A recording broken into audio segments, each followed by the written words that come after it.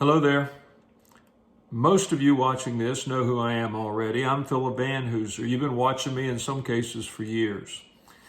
But today I come to you in a little different circumstance. Over the years, I've come to you with great leadership ideas and concepts that you could take and employ in your place of work or in your family or in your community or wherever else it may be. And I've been very, very confident these things will work. But today, probably as much as any other time that I can remember in my life or certainly in my career, there's a lot of uncertainty that we're having to deal with. And those things that are so uncertain at this moment in time can also be unsettling. Of course, when I say unsettling, I'm talking about fear and anxiety and even abject terror in some cases. We start hearing about pandemics. We start hearing about market reversals. We start hearing about all of the possibilities that can spring forth from both of those. It can be earth-shattering for a lot of people.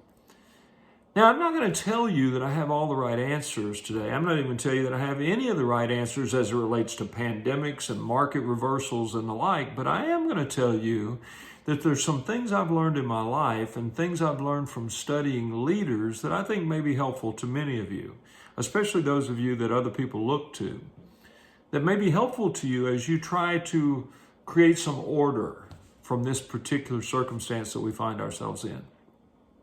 Specifically, I want to talk just a moment about fear. Fear. Fear is a very real emotion. It can be very helpful.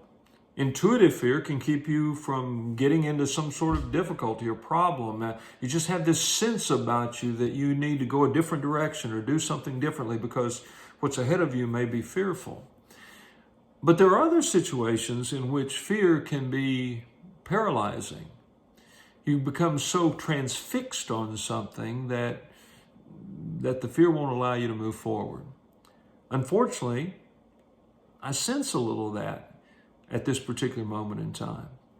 No, we can't predict what today or the rest of this day or tomorrow or the next week, month, or year may produce. But what we can realize is that there are certain things about human nature that are predictable and therefore consistent. One of the things that I have found that serves leaders very, very well about the people they lead is that people want information. They want information. I oftentimes say it this way. The lack of information that people have can cause them to fill that void with mis or disinformation.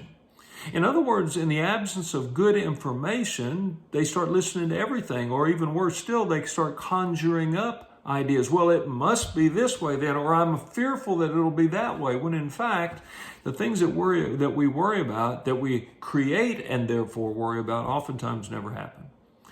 So for those of us who are in a position to be able to influence and impact others, be it our employees, be it our colleagues, be it even our children, our family, or friends, one of the things that I would say to you is make people's unknowns known.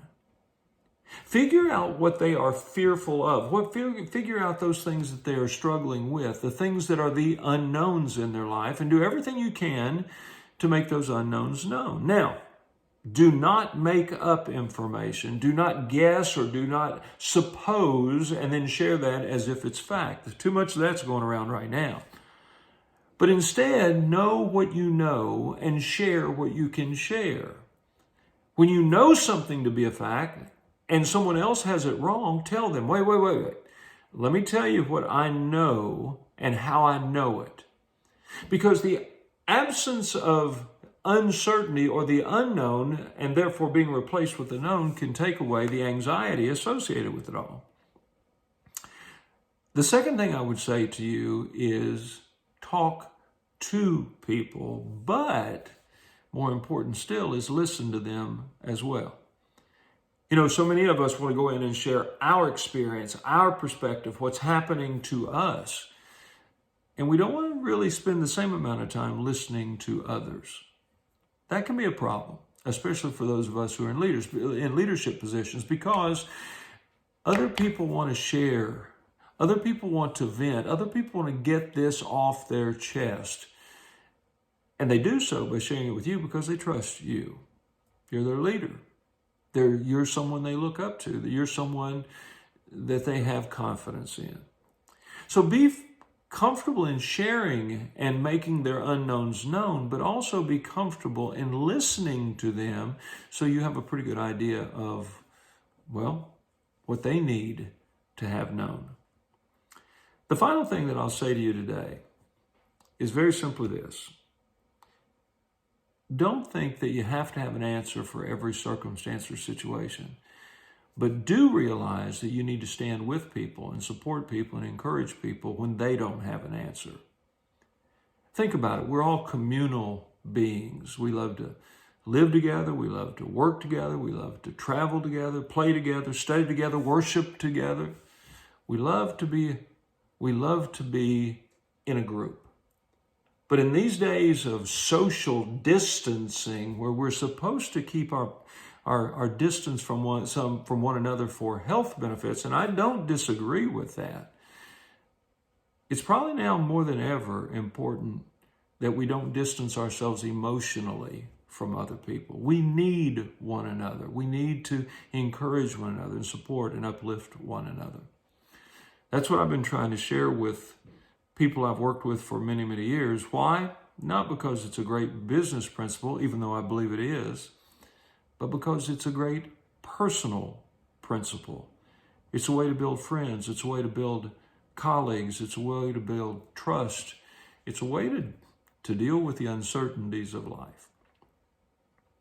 Yeah, these days are uncertain, and from all indications, they may become even more so in the days ahead. But the one thing I'm certain of is that together we can get through it. Together we can make a difference. And together, I hope, I trust, I believe, I pray that our best days are still ahead of us. Have faith.